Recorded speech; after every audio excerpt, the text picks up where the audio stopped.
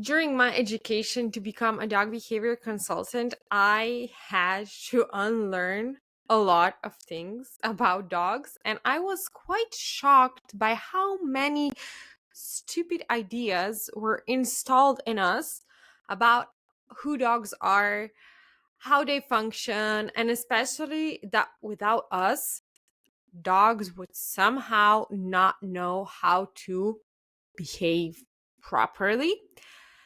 I firmly believe that for a rich and safe life, dogs do not need any commands, any obedience training, and so on. But I would go even further than that and say that if we want our dog to live a rich life, we must remove all training from their lives. And I know that for many, this is still a very controversial mindset, which was recently pointed out to me in one of my Instagram posts where I received comments that dogs without training would become aggressive, that they are dangerous to society and themselves, and ensure that the world will collapse if we don't train dogs. And if you are one of those people that do not agree with me saying that we don't need to train our dogs, I would invite you to listen to this video and hear why I think this way.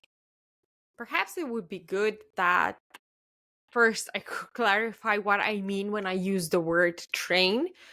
By this, I mean that we teach a dog through punishment or reward, that when we say a certain word or show a certain gesture, a dog has to respond in a very specific way.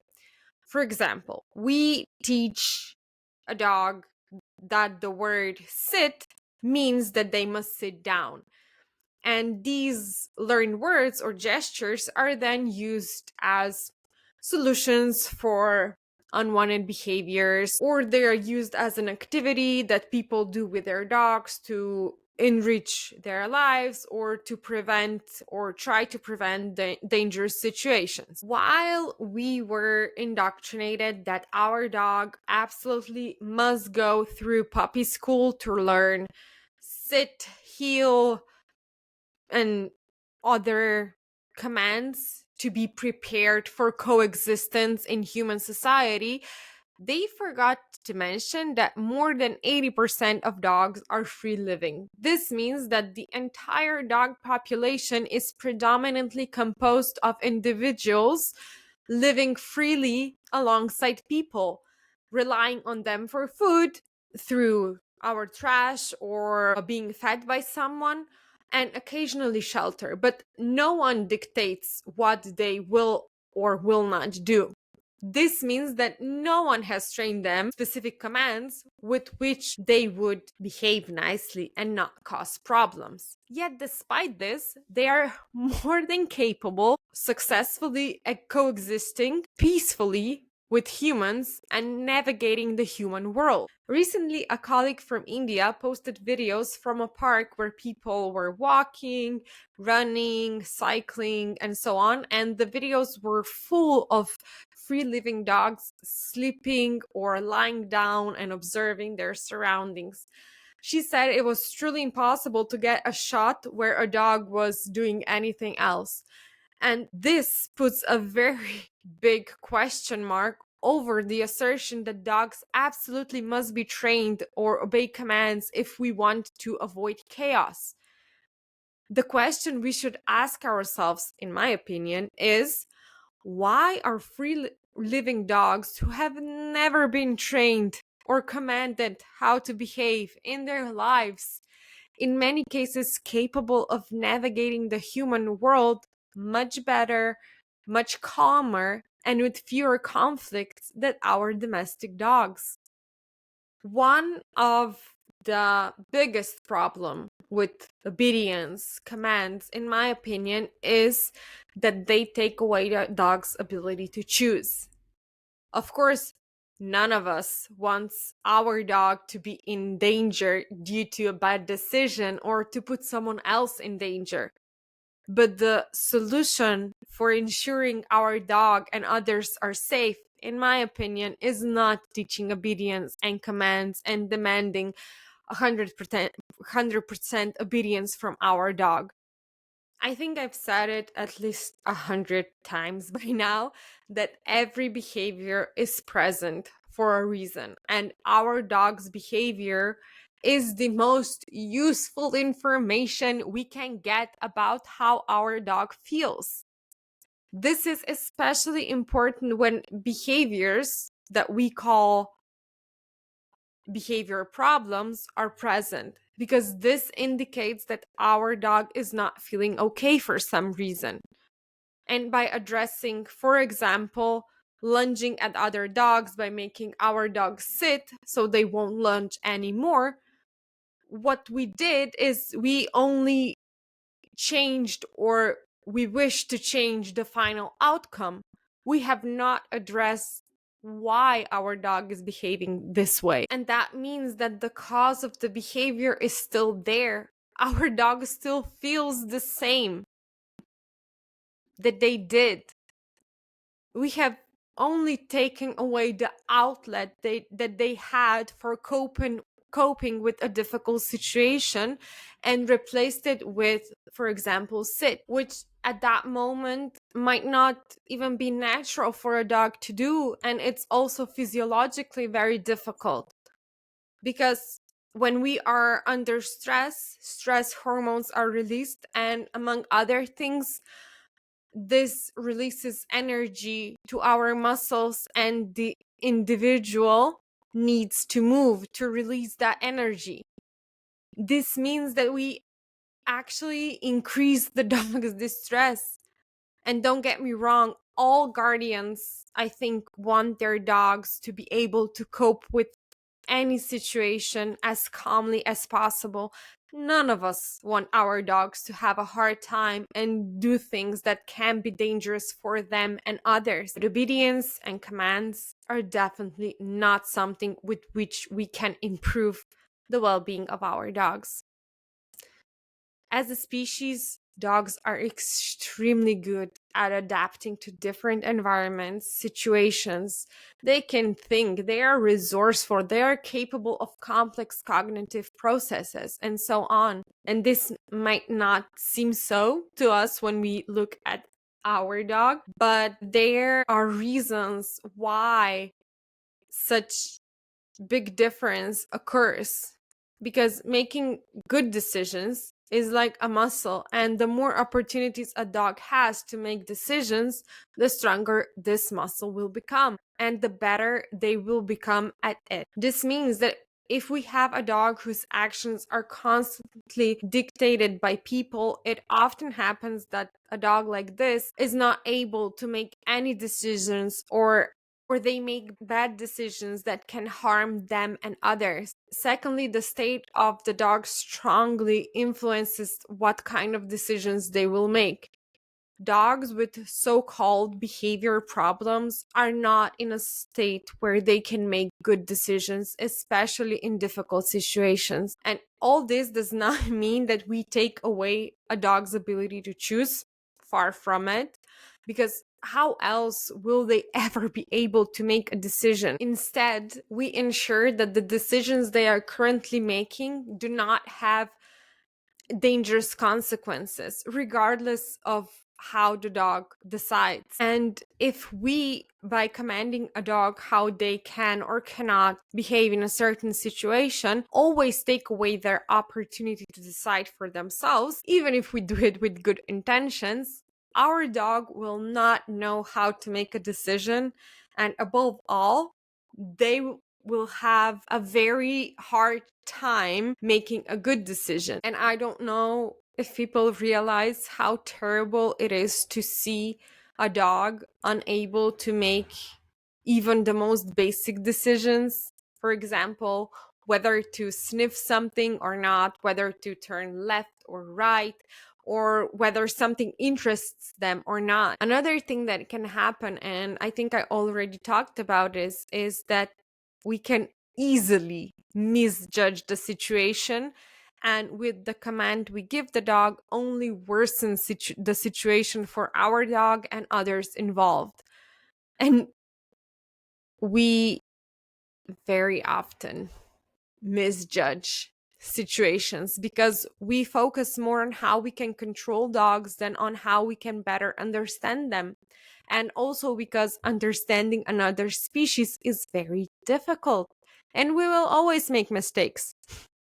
Therefore, it may be better to take a step back and stop dictating how every situation must unfold. And again, I want to emphasize that this does not mean that we just leave dogs to themselves and expect them to figure out all situations on their own, but rather let's work on adjusting the situations our dogs find themselves in to what our dog is currently capable of. This means that our dog will become more confident, more independent, capable of thinking, making good decisions, and with this, the situations our dog is capable of handling will change and develop along with our dog and us. I think the closest we people came to understanding what it's like when someone constantly tells you how to behave, what you can do, can't do, dictates your life was during the COVID. And in my opinion, we didn't even scratch the surface of what our dogs go through daily. And I don't know about you, but I wasn't the most comfortable being told what I can or cannot do. And I am a person who prefers to be at home, so I would probably do exactly the same thing anyway, with or without restrictions. But just knowing that I didn't have the option to choose whether to stay at home or not was not the best feeling for me. And it's very difficult to say that an individual has a quality of life if we limit their autonomy. And freedom of choice is the most important thing we can provide for our dogs because we already control most of their lives. And if we then add commands to that, they literally have no moment in their lives where they can do something as they wish or not wish. So if we offer dogs the opportunity to choose where possible, we significantly impact their well-being, from becoming more confident, improving their cognitive abilities, unwanted behaviors resulting from a lack of choice disappear. They cope with stressful situations more easily and better, and so on. But people usually, or a lot of times, equate the freedom of choice as there are no boundaries. The dogs can do whatever they want, in a sense of that there will be chaos and we will all die. But this is far from true. Of course, there are boundaries. We put a lot of boundaries in our dog's everyday life. The only difference is that here we ask ourselves which of the boundaries even make sense, how we set the boundaries, and how can we still, despite the boundaries, preserve the option of choice for the dogs, because dogs like to cooperate with us.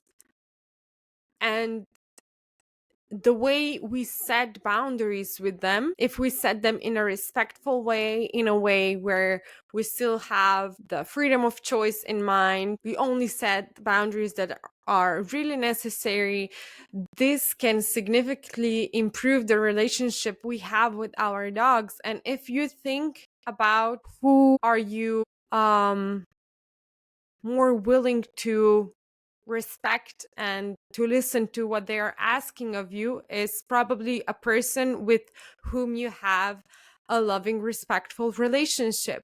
And dogs are no different. And this reminds me of recall, because one of the most common comments I got when I say that I don't advocate for training was whether that means that I don't agree with recall. Let me make one thing clear. The dog responding to our call is definitely important and contributes to the safety of our dog and others, and is therefore very important. But in my opinion, whether a dog responds to our call or not does not depend on whether we have trained them to do so or not. Dogs are living beings, and there is always a possibility that they will not respond to our call because something on the other side is more interesting, regardless of whether we have trained recall or not. In addition, many other things influence whether a dog will respond to our calls, such as the environment we are in,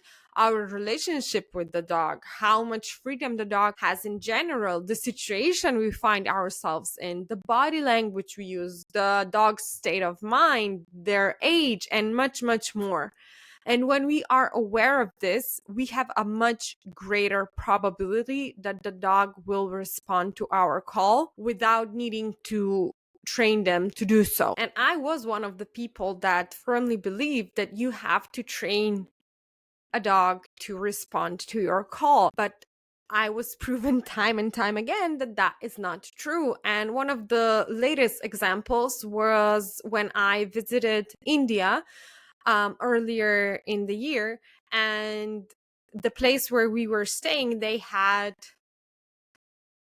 5 dogs, I think, something like that. And the dogs were free to do whatever they wanted throughout the day. They were not confined in any way. No one was telling them what to do, and they were very relaxed dogs. And in the morning, we would go for a walk. We people would go for a walk, and the dogs decided to join us. And the dogs were not leashed, and they did not have a deep connection with us because they just met us. But the dogs decided that they want to stay in our vicinity. And when we stopped, the dogs also stopped and were waiting on us to move forward. And it was so sweet to watch because they were like, okay, can we go now? They were really cute. But there was no command telling them to do this.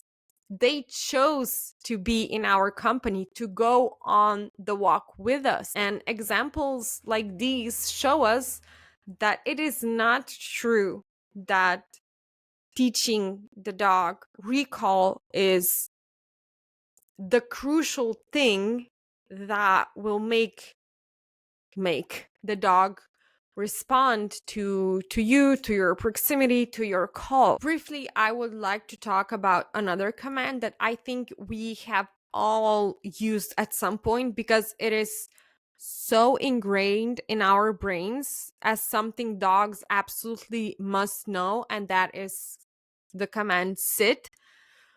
And this statement itself is a bit crazy because dogs know how to sit and they sit when they want to, and it's also a way of communication for them. However, this is not the same as when we demand it from them. And the situations in which we demand it are usually situations where dogs might not even want to sit on their own, and it makes no sense to them other than possibly making them even more nervous or causing discomfort. So, to explain what I mean with this, sitting down involves practically the dog's whole body and can be very tiring for dogs, especially if they have to do it on command throughout the day, day after day. At the same time, it can also worsen existing problems with muscle, with the skeletal of the dog, or it might be the reason for their development. For dogs who already have existing problems, making them sit on command causes additional pain and can unknowingly worsen the condition. And this puts them in a very unpleasant position because we are asking them to do something that is painful for them again and again. And we usually start teaching dogs sit when they are puppies. And puppies need quite some time for their bodies to fully develop. For example, their joints are practically floating during this time because they are not connected to the joint socket yet. And the time it takes for their bones and joints to fully develop depends on their size, but we are talking roughly about between the ages of 12 months and 20 months. And especially during this time, the joints are very susceptible to injuries that can later develop into serious chronic problems, which can significantly mark the course of the dog's life. And by constantly making our puppy sit on command, we exponentially increase the probability of such injuries because, as I already mentioned, the whole body is practically involved in sitting down, and every part of the body has to go in the right place for the dog to sit correctly and for the bones and joints and muscles to go in the right direction. And this is practically impossible for an undeveloped body at the frequency of sitting on command. And if we add slippery floors to this, a catastrophe is practically unavoidable. Another negative aspect of the sit command or any command is its impact on the dog's mental well-being or their behavior. In the moment we command a dog to sit, they might rather sniff, jump, pee, run, move away, move closer, lunge, bark, and so on. Not only have we taken away the dog's ability to choose how they want to cope with the situation, regardless of the reaction, this behavior helps the dog maintain a sense of control and cope with the physiological consequences of stress response activation. But on top of that, they must obey our command on what to do in this situation. And as I've mentioned before, when stress hormones are released, the body produces a lot of energy. And let me remind you that stress hormones are activated in situations that are unpleasant for the individual or that excite them. And this energy must be released somehow, which means that the dog will most likely have a need to move. However, we again take this away from the dog when we command them to sit. With the sit command, we take away the dog's control. And the feeling of control, as I already mentioned, is directly related to emotional well-being, reduced physiological effects of stressors, and a greater ability to cope with stress. And by starting to use sit as a solution to prevent so-called unwanted behaviors, we can actually worsen the existing behaviors, or other behaviors that are problematic for us may appear, or which is actually the worst outcome, the dog might give up completely on ever being heard and they might shut down. And on the outside, this might look like a perfect, good dog who listens to everything we say, doesn't react. But in reality, they are in the worst possible psychological state an individual can be in. In addition, with the sit command, we also interfere with dog communication, because when a dog sits, they cannot communicate as they would like. And sitting itself is a calming signal, which is a form of communication for dogs. So if we teach a dog to sit on command, we and other animals no longer know whether the dog is sitting because they want to communicate something or because they were taught to do so. And as I already mentioned, sitting can cause discomfort and pain, which is one of the biggest stressors, consequently affecting the dog's behavior. So regardless of why we use the sit command, it has no benefits for the dog. Quite the opposite. It can have severe negative consequences for the dog's health and behavior. And at first glance, it seems like one of the most innocent commands we can use, but once we understand all its aspects, we see that it's far from innocent. And the same applies to other commands. The positive things we think they bring have serious negative consequences for the dog's well-being, physical health, our relationship with them, and so on. And that's why I will always advocate for attention to be paid instead to understanding dogs as species, as an individual, to working on enabling them to have as species appropriate a life as possible, and to return to the coexistence that our species have been successfully building for tens of thousands of years. Thank you for sticking with me till the end. I hope this gave you maybe a new insight into why training might not be the right solution for you and your dog.